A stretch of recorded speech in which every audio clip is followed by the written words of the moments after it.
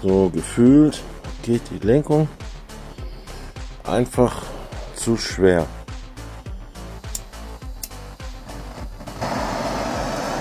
Machen das ein bisschen warm.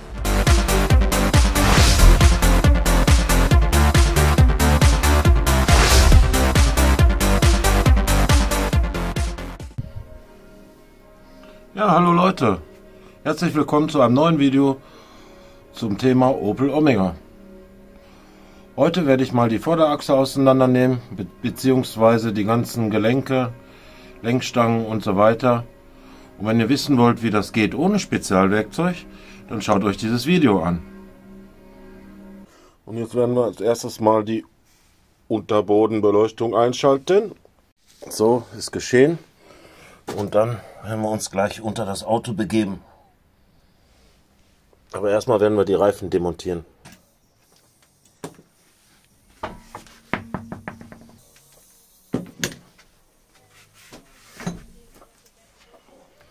So, ich hoffe, ihr könnt das sehen.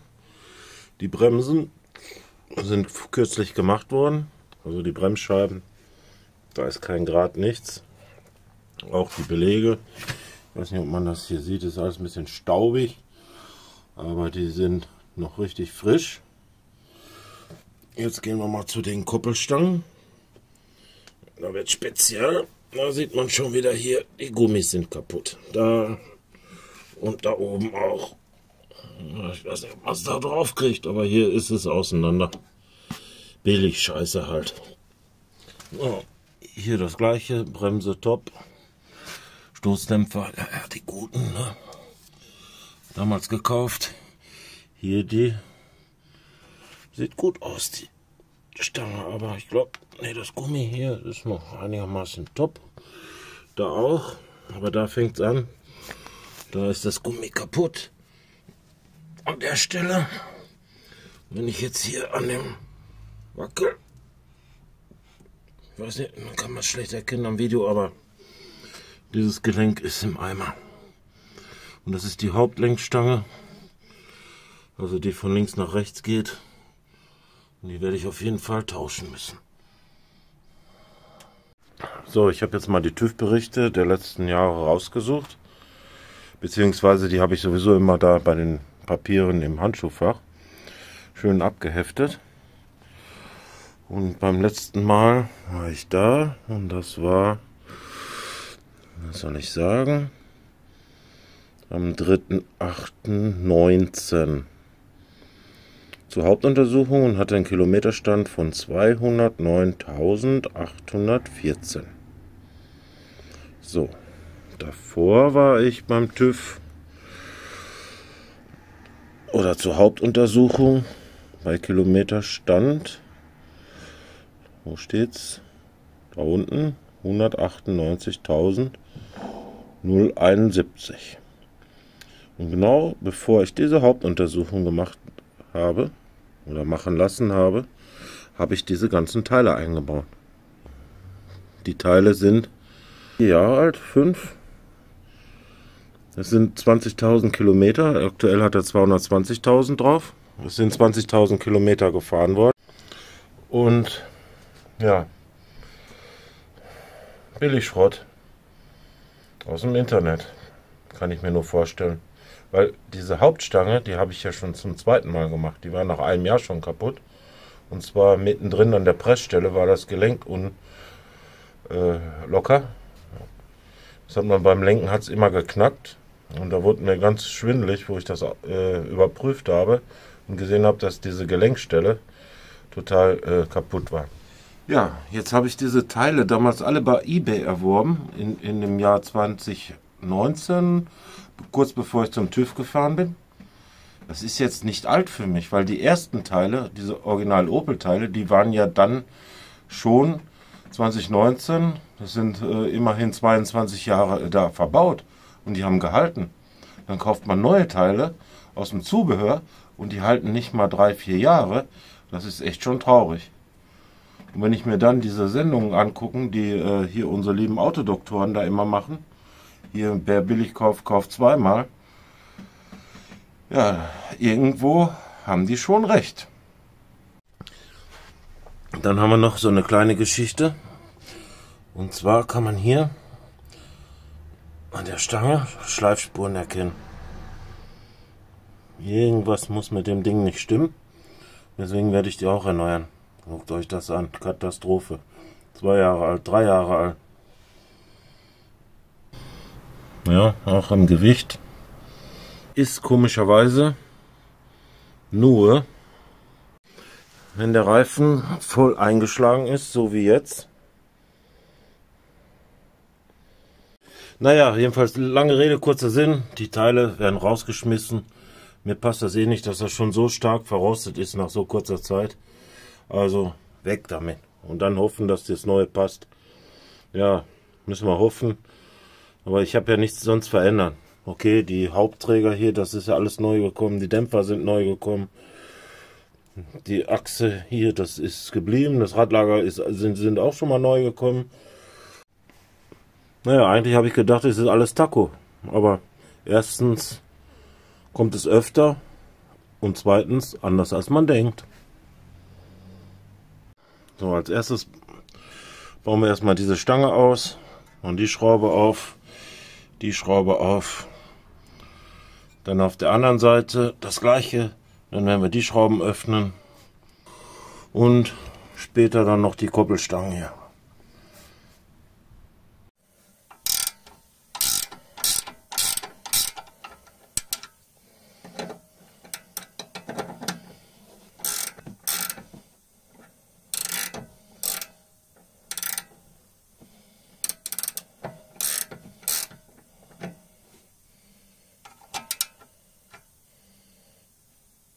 Da ich ja jetzt sowieso alles neu mache, kann ich auch ein bisschen Gewalt anwenden. Aber es geht auch, dass man es wieder zusammen macht. Dann nimmt man so ein Hämmerchen und nimmt man noch mal eins. Zack. Ach, guck mal, da ist schon draußen. Wenn das nicht funktioniert, ich habe hier zur Not noch meine Lötlampe. Das werden wir jetzt wahrscheinlich hier unten benötigen.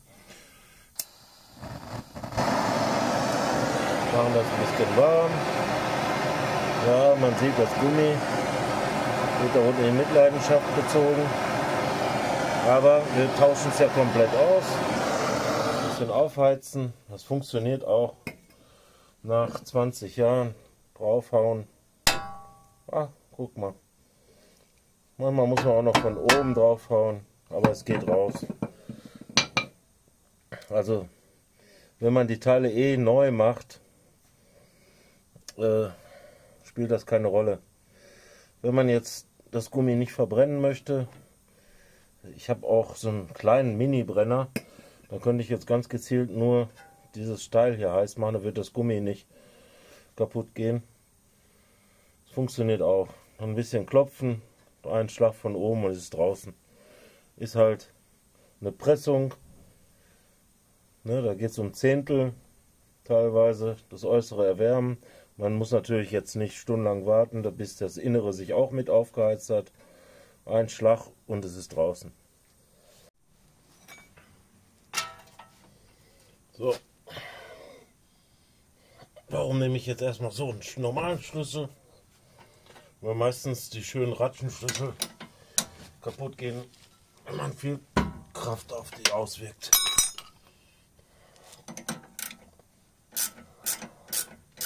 Man könnte ja auch eine Ratsche nehmen, aber die Dinger sind einfacher und schneller.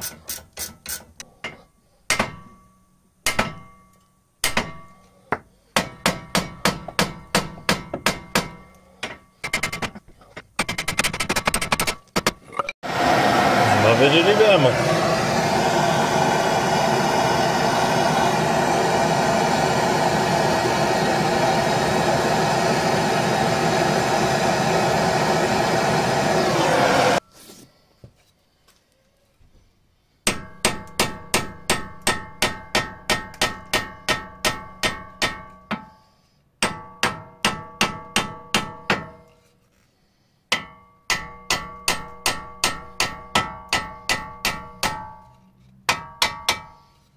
Geht doch.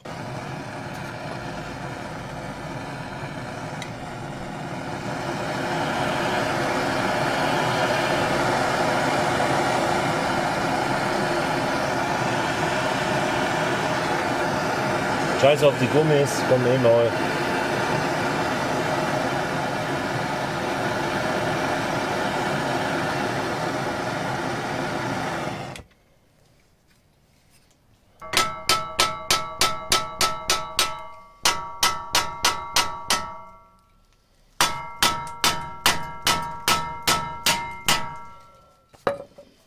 Geht auch.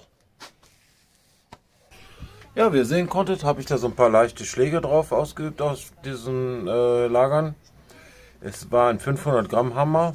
Es waren leichte Schläge. Das heißt also, es wird sich da nichts verformen. Ich habe das auch nicht rot glühend gemacht, sondern nur ein bisschen erwärmt. Temperaturunterschiede innen, außen, die Pressung, das geht da um Zehntelmillimeter. Es geht ganz einfach. Also. Ja, wenn man jetzt die Gummis nicht mehr braucht und neu macht, scheißegal.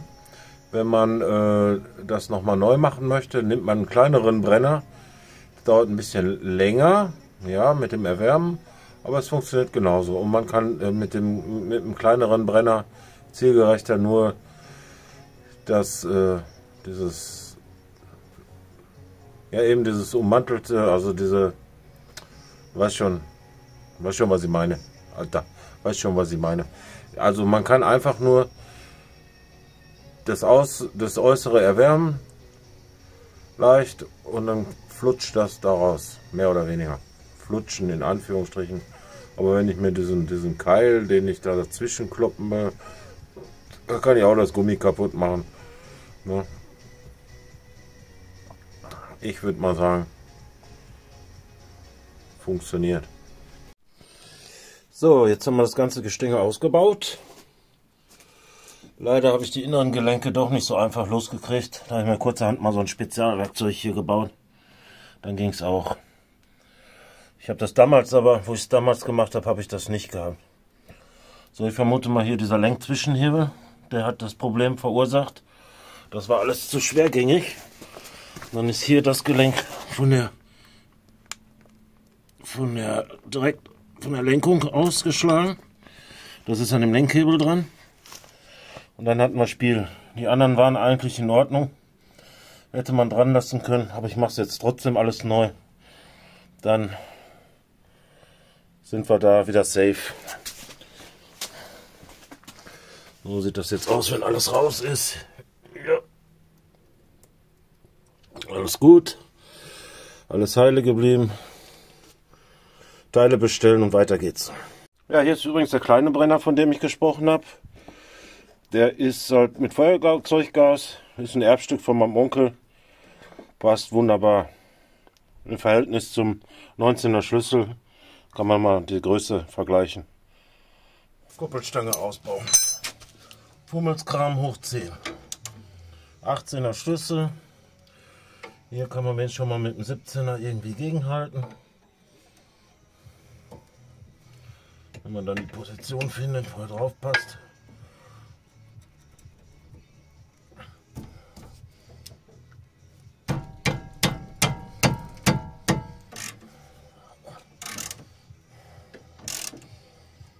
Krankheit bei dem Auto. Andauernd muss man diese Scheiße machen. Hier sind jetzt wieder die Gummis kaputt, aber die Stange an sich nicht.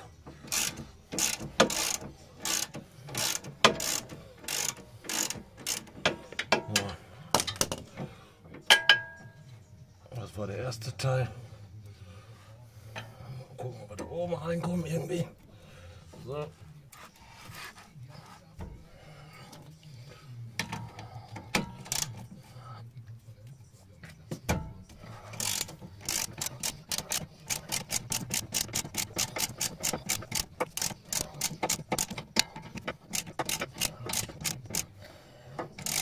Wer denkt sich sowas aus, dass man dann 18er Schlüssel braucht? Sagt mir das mal bitte. Katastrophe.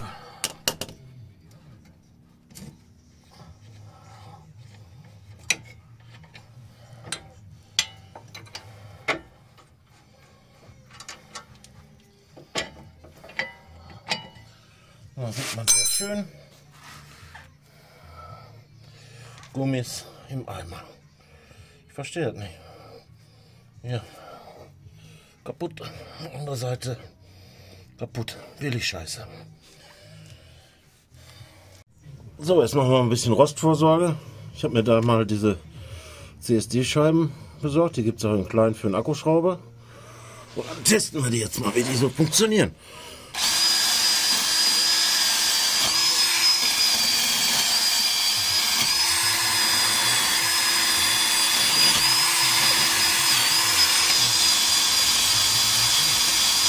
Ja, sieht ganz gut aus.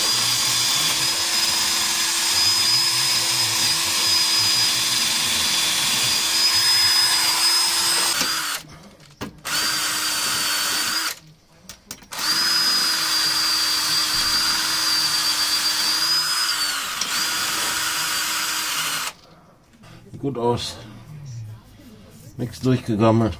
Jetzt machen wir da erstmal nur ein bisschen Farbe drauf, dass der Onkel TÜV da reingucken kann. Ja. Da ist innen drin auch was. Später machen wir hier wieder Hohlraumversiegelung rein. Sieht gut aus, gefällt mir. Wenn wir das so beibehalten, sollte das funktionieren. Oh.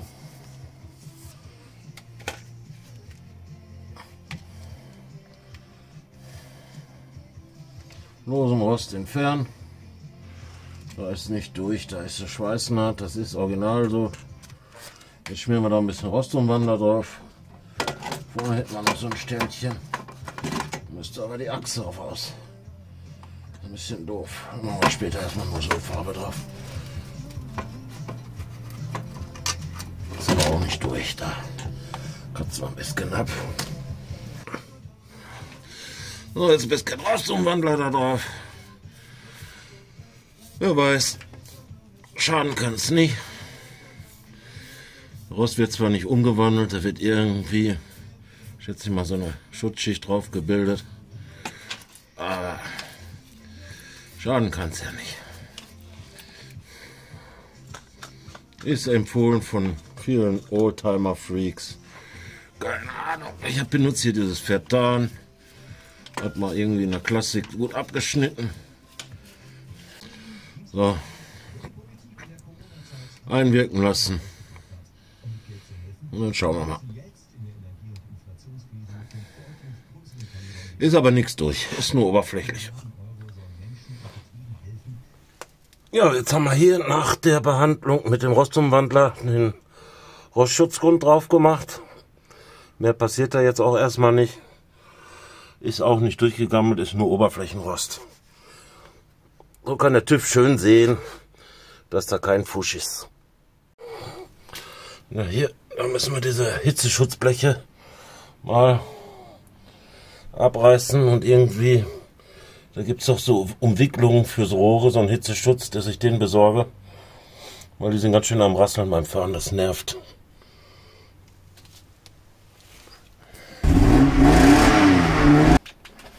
Okay, das ist nur eine. Also fehlt mir die zweite. Da haben sie mich dann übers Ohr gehauen anscheinend. Rechnet damit, dass entweder nicht alles kommt und oder aber auch sehr spät. Also